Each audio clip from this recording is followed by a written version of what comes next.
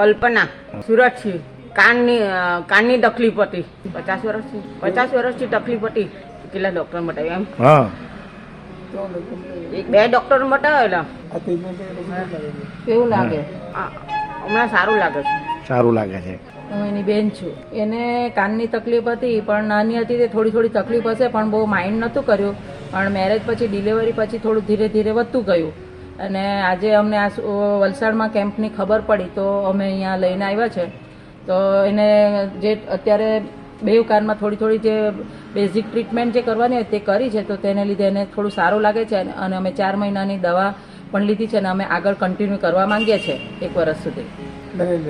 એમના હસબન્ડ એમને કાનમાં સાંભળવાની તકલીફ હતી. એમને 40-50 વર્ષની તકલીફ હતી. ટ્રીટમેન્ટ કર્યા પછી થોડુંક સારું લાગે. અત્યારે હજી ઘણો ફરક પડશે એવું લાગે છે.